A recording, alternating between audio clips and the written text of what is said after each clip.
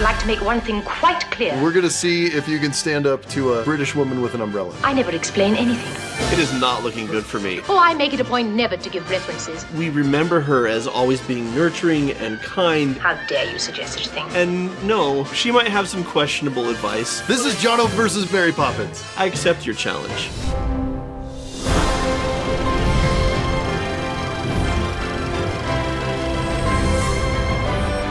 Hello and welcome to Cinema Therapy. I'm Alan Seawright, a professional filmmaker who needs therapy. I'm Jonathan Decker, licensed therapist who loves movies. No doubt, whatever movie we're about to talk about, I love it. There is no question. He loves movies. He is not discerning. I don't need it. I definitely don't need it. I don't need it.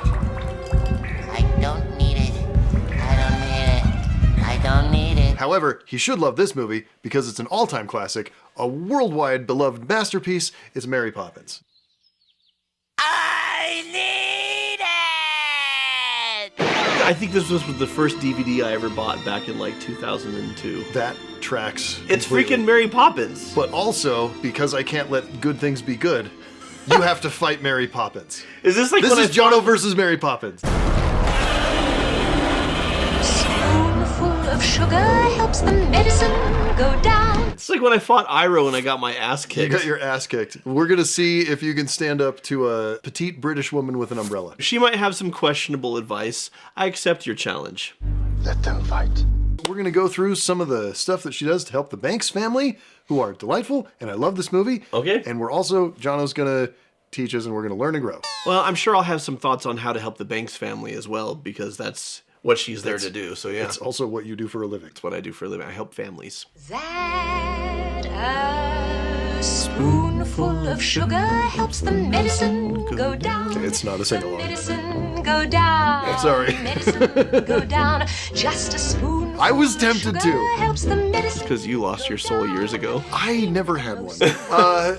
away. So what I want to talk about here is, you know, she's basically saying, hey, give yourself a little reward, right? Give yourself a spoonful of sugar. Has very little Or make things fun so that they're easier to do. And I think this is great advice, especially when you're dealing with children, but also when you're dealing with dreamer adults like us. Uh-huh.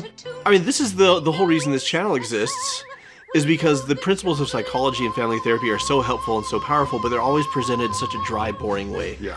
And you have said this. You've actually quoted Mary Poppins. I gotta pause you for just a second to talk about, like, this movie's so much fun. The puppetry is great. helps the Anyway. medicine go down. I love it. I love early Disney whistling. This feels like a ride at Disneyland in the 80s, doesn't really it? does. Like, Sugar helps the medicine go down in a most what was I saying? Something about dreamer personalities, and we need to give ourselves psychological Oh, right, rewards. right. Oh, no, you've quoted this movie talking about yeah. our channel, where you say that the cinema component of cinema therapy is the spoonful of sugar that helps the medicine go down. Yeah, you're the medicine. I'm the... You're I the don't know sugar. what. Oh no, you're the sugar. How the do they do spoon. this? Is this all just like? Okay, so this is this is fascinating. It's obviously they're just playing it back in reverse. They had wires pulling everything. But the kids in the front that's not rear projection, and it's not blue screen. Okay. Disney did a thing where they had a sodium vapor screen. Huh? This Okay. is insane. Corridor Digital did an entire video about the lost prism. Okay. So Disney built a camera specifically so they could put a big screen behind the kids, and instead of being blue or green, which are the typical things you use for cutting somebody out and putting them in front of something else, Sure. they shot sodium vapor lights onto it. So it's this very specific spike of one color that ends up on the thing. And then what you do is you build a special camera that has a prism in it, and the prism breaks out that one spike of color and records onto a second strip of film. Okay. So you have one strip of film that's just recording everything, and then you have a second strip of film that is recording a black and white image, and the screen is all white, and then whatever's in front of it is black, because it's not in that one specific spike in the color spectrum. Then you can use that to print a mat on top of the other one and cut whatever there is out. So you get to see it all over this movie. Like, she is standing there wearing a semi-transparent veil, and it cuts it out perfectly. Wow. In 1964. Yeah. So they had all this, like, this incredible thing that could do this, and someone lost the camera. No one knows where the prism is, and they only ever built, like, one or two of them, and they're gone. Lost to time. Literally, you can't find it. If someone ever finds that thing is going to be, like, some collector is going to buy that for like $10 million. Wow. Because it's such a huge part of like movie history. Okay, so me versus Mary Poppins. I actually really like this advice. I would say maybe a spoonful of honey. It's healthier than sugar, but other than that. It's got antioxidants. But I do love the idea of turning work into fun. If I'm doing dishes, I've got my music on. Oh, sure. Right? Or if I'm mowing the lawn, I'm listening to an audiobook. Like I've got to do something. I don't like things to feel like drudgery. And as far as the rewards question, I'm a huge believer in incentives. In fact, the thing that got me through graduate school, because I didn't have the work ethic, I hadn't developed it until graduate school, and then it was sink or swim. The things that I would use to distract myself, I would instead make those incentives. So instead of, oh, I don't want to do this, so I'm going to binge watch The Office, it's when I finish When this. I finish, I get to watch 3 episodes of The Office. Exactly. And I still do this today. I recommend this to people in therapy all the time when they're having a hard time with follow-through, is you are motivated by fun, so use it as a reward instead of a distraction. Yep. Jono, I've got something important to tell you. Is it step-in time? No, it's even more important than step-in time. Did you know that data brokers can legally collect and then sell all sorts of information about you? Well, that can't be right. That would leave me at risk for things like identity theft, scams, phishing attempts, harassment, or even doxing. There is zero amount of sugar to help that go down. So if you're a private, I'd even say elusive nanny who doesn't want people prying into her personal effects, Or knowing where you're off to next with your umbrella and magic carpet bag. you do not want those data brokers out there selling your information. But seriously, it is a good idea to protect yourself online. And that is why I use Delete Me to keep my personal info private. Me too! This episode is sponsored by Delete Me, a hands-free subscription service that will remove your personal information that's being sold online. Delete Me has been the leading expert in removing personally identifiable information for over 15 years. They continuously remove your data using their own tech, and they don't outsource to third parties, so your data stays safe. And if you need or have custom requests,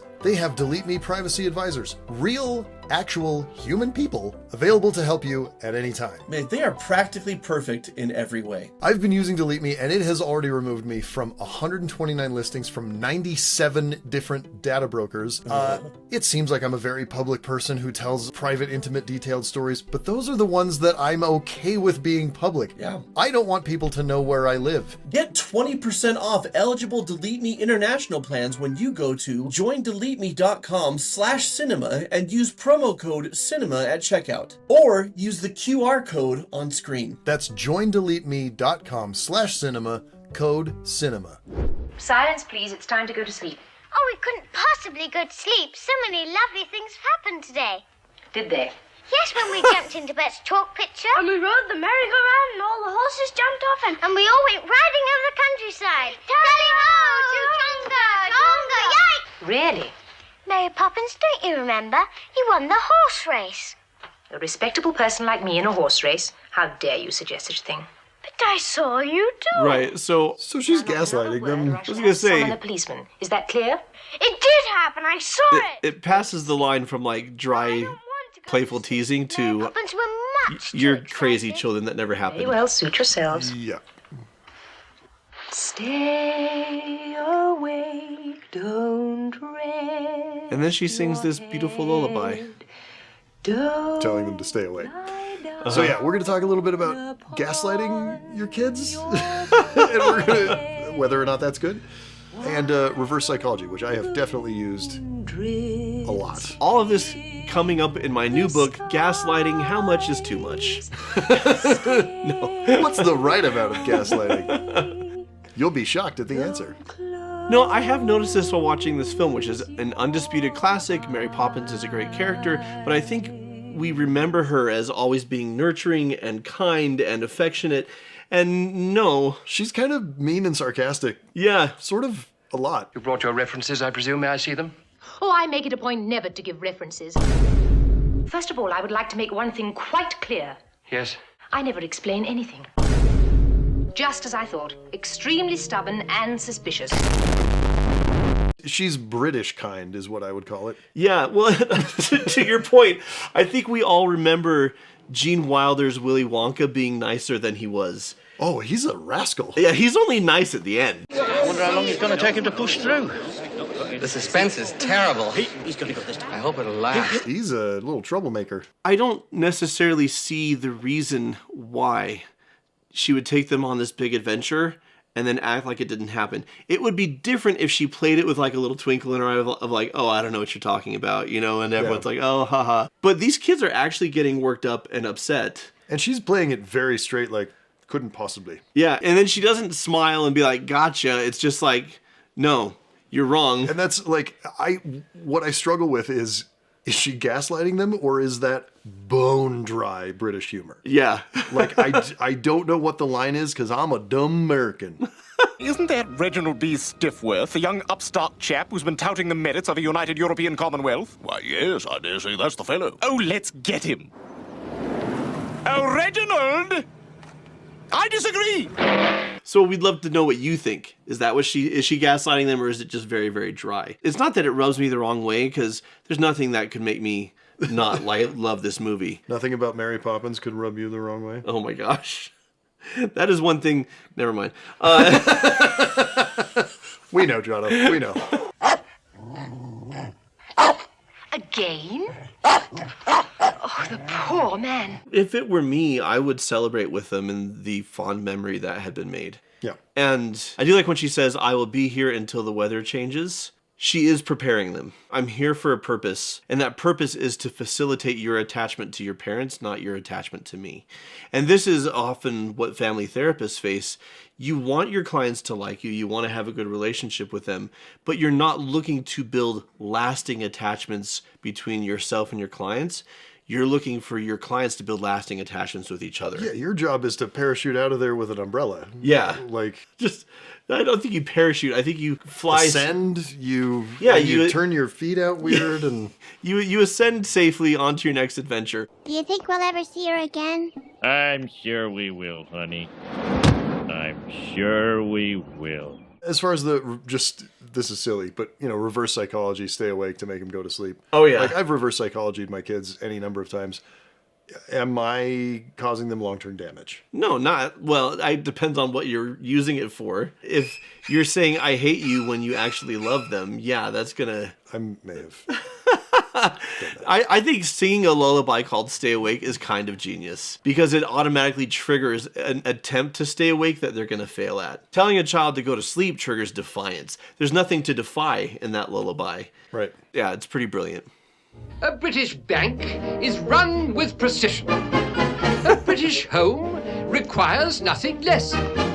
Tradition, discipline, and rules must be the tools. Without them, disorder, chaos, moral disintegration. Her response is so good. The children must be molded, shaped, and taught that life. This is an issue I see with like military parents. What works in the barracks, they expect to work at home, but it's different roles. Yeah. You're not a banker at home. Right. Consorting with racehorse persons, fox hunting. Yes, well, I don't mind that quite so much. At any rate, it's traditional. But tea The fox on the ceiling? I ask you, having tea parties on the ceiling, and highly questionable outings of every other kind. If they must go on outings, these outings ought to be fraught with purpose, yes, and practicality. Oh boy. I know people like this. They ask what they do too. What the purpose is, and I'm like, sometimes the purpose of the thing is to enjoy it. Yes, well done. Sometimes it's fun to have fun. Yeah. Just have little use, fulfill no basic need. They've got to learn the This is a type A personality, right? Or what we call the thinker personality. Like, About the life you lead. turn the tables. Exactly. They must feel. And she's gonna do it musically because, of course. Balanced book, 1,000 ciphers neatly in a row. Quite right. When gazing at a graph that shows. So this is called mirroring. It's a form of perspective taking. It's repeating back what you're hearing to show that you understand. Oh, it's time they learned to walk in your footsteps. My footsteps. To tread your straight and narrow path with pride. With pride. Tomorrow, just as you suggest, pressed and dressed, Jane and Michael will be at your side. Splendid. You've hit the nail right on at my side. Where are we going? To the bank, of course, exactly as you proposed. I propose. Of course. Now, if you'll excuse me, tomorrow's an important day for the children. I shall see they have a proper night's sleep. Good night. Mary Poppins, if she's assuming the role of family therapist in the scene, is masterfully... This is benign manipulation. Sure.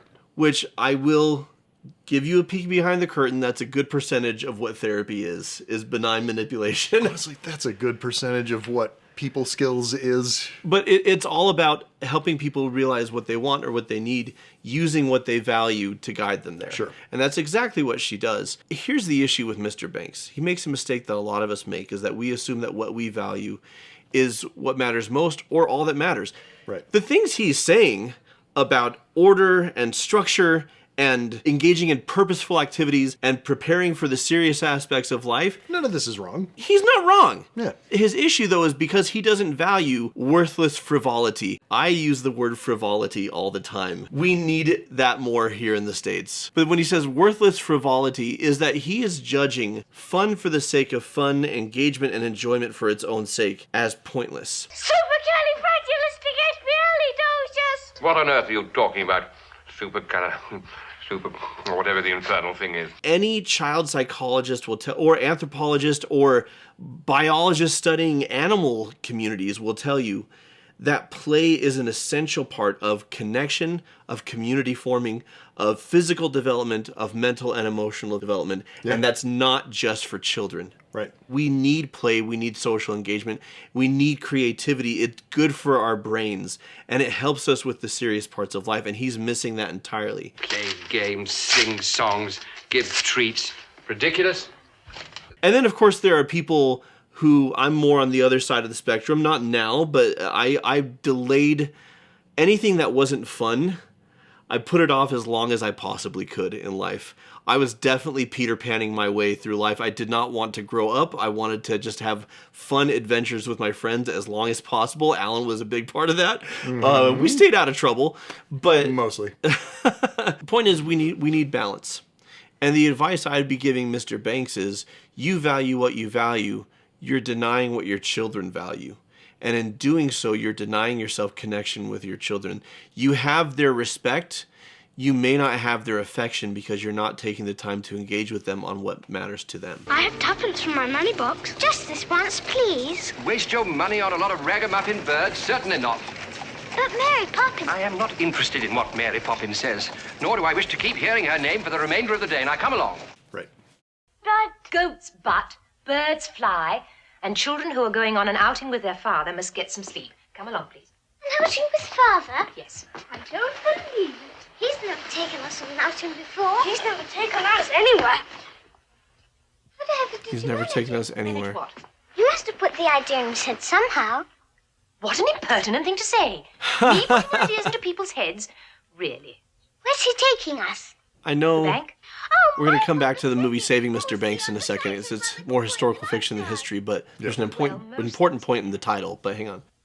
Sometimes a person we love, through no fault of his own, can't see past the end of his nose.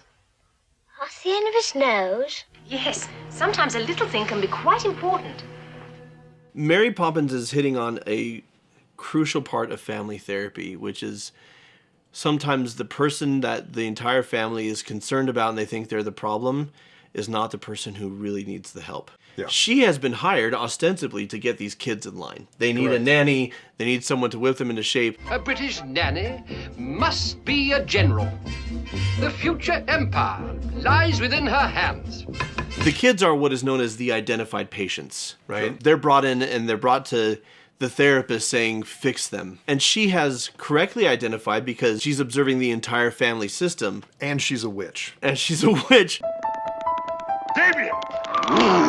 But she's identified, it's Mr. Banks. Yeah. It's Mr. Banks who really needs, and that's why I like the title of the film, Saving Mr. Banks, that what Mary Poppins is really about is this man learning to fully engage in life and fully engage with his children and not be so rigid and strict because it's costing the family dearly. And that is the beauty of family therapy. It's one of my favorite aspects of being a family therapist is instead of just one person in front of you and you're helping them with whatever, it's you've got this entire system and you get to explore what's really going on. And they want you to intervene here, and you might put on a show of intervening here like she does. Yeah. And then it's actually over here where the real work is done. One of the things I love about this movie is it's so obvious that that's what she's doing, even though she never explicitly states it. There's never a song about, like, we have to fix Mr. Banks. And it's so obvious that kids get it. Yeah. Kids got it in the 1960s. Kids get it now. It doesn't feel like it's pandering to adults, even though kids understand it. Like, this is what makes a movie a masterpiece. And you can make a masterpiece that's like a very specifically targeted, only 12 people are going to understand this, but it's still a masterpiece for those 12 people. Yeah. This is a masterpiece because everyone understands it and can be entertained by it. Also, there's a lot of talk about Disney having this little subgenre of the parents were wrong, and like it's a recent thing. It's not. It started 60 years ago. No, it's been going for a while. The parents are the problem. Oh, Father, every one of those sweeps shook your hand. You're going to be the luckiest person in the world. Come along, children, Spitspot. Just a moment. Mary Poppins, what is the meaning of this outrage? I beg your pardon. Will you be good enough to explain all this? First of all, I would like to make one thing quite clear. Yes? I never explain anything. And that's why she went into politics. Yes, Banks here. Mr. Dawes. Honestly, that's the equivalent of I'm not taking questions today. I'm not taking questions today. Okay, so this is not really a therapeutic concept. But just that bumped me a little bit. If you've hired someone, you have the right to say, please explain this. Yeah, like if someone, if you were giving someone therapy and they said, what is this that you're doing? Yeah. Why should we be doing this? I assume you wouldn't say. I never explain anything. If Mr. Banks were just some man and Mary Poppins were just some woman, he would have no right to demand anything of her, and she could be on her merry way and not explain anything. But she has been hired. She is under his employ as a nanny, and she's just like, nah, I will pass. Now, to be fair to her, she gets away with it. Yeah. She says, I'm not going to explain anything, and walks upstairs, and his response is, well, I'll be very polite and British. I do think he's just tired by this point. I think she's like worn him down, and he's just like, fine, whatever. She could have the children in a cult upstairs, and at this point he's got nothing left in the tank. Go jump into another chalk painting. No, people in therapy have the right to transparency from their therapist. And I know she's not technically a therapist, but she is performing the role of a family therapist ostensibly in this film. And people have the right to know, what approaches are you using? Can I see my case notes? Where are we going with this? And I'm not a magician who's like, just wait. I'm not there like, all will be revealed. All will be revealed. Like, because therapy is collaborative. Right. And so in order for someone to really benefit from it, I need their buy-in. And for there to be buy-in, they have to understand it. And I know that sometimes they'll understand it better in 3 weeks when they've been living it, but they do deserve an answer. And I love for the character that she's like... It's such a fun moment. And Julie Andrews, surprise, plays it perfectly. Mm-hmm. Your father's calling you. It doesn't sound Okay, right, Father. so she's leaving and they're sad. Run along, Spitspot.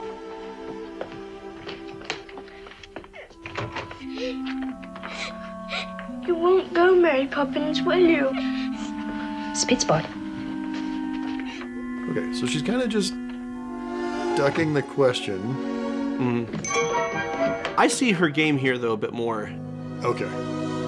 Because she knows Mr. Banks has changed, and her purpose was this. And so she actually wants them to detach from her a little bit. It's wonderful. And she's not being especially cruel about it, but she's also not explaining... Right. The time has come for me to go, this was my purpose. There's a magic trick to her doing it, right? Yeah. Like, she's a magic therapist where she shows up and does all these magical things and then magically disappears. And it would spoil the magic of it if she told them what was happening. It reads a little cold and calculating if someone were to do this in real life and to not give an explanation or to not express, no, you do mean a lot to me and I do care very much about you. I am not your parent. He is. I am here to help him to really step up to the plate and be the father he needs to be for you. Like, in real life, that's the conversation I would have. Sure. Because I would want a child to understand why I'm leaving. I would want them to know for the rest of their life that they did matter to me, that it wasn't just another job, right? I would want that for them because I care. In a narrative, she does care, and it's Julie Andrews, and you can see it in her eyes. So when she says spit spot, it's a little cold and calculating, but there's the warmth there. And this is the difference between art and reality. It's just like in real life, someone can start an apology, and the movie can interrupt it, and it's enough because the characters all know where it was going. Right. But in real life, I'm like, no, I really do want to finish that conversation, right? It's different rules. I do love what she came and how she fixed things and how she made things better. And she did it, yes, with magic, but also by helping everyone to engage in perspective taking. It's not just the father understanding his kids better. It's the kids understanding the pressure he's under. Yeah, they go to the bank. They learn all about it. They understand a bit more of why dad is the way he is. It's not that he doesn't care about us. It's that he shows that he cares by working his butt off for the life that we have. And on his end, you can have some fun and take your kids to do things. Yeah. Let's go fly a kite. So some small critiques here and there, but overall, she's no Nanny McPhee.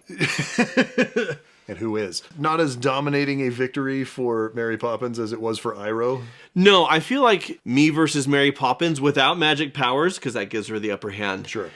Just sheerly on strategy, I feel like it was a bit more even, but we're also on the same team. But no, Iroh absolutely kicked my ass. Iroh's, listen, he's the GOAT. Yeah.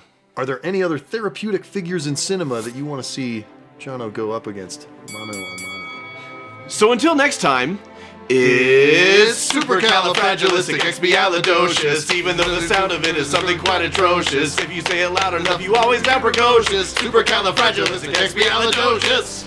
Hum-de-lily-lum-de-lie. Hum-de-lily-lum-de-lie. Watch movies. Watch movies. Oh, the chaos. We want to thank the people supporting us on Patreon who get extended director's cuts of episodes. They come early, they don't have ads. It's great. There's a bunch of other stuff on our Patreon too. You could be like these people, like names like this. Go. Yeah, but then dragons. Kaylee J. JD Hornbuckle. Tenax Raccoon. Emily Schlusser. Schlusser? Schlusser. All of you patrons, we love you.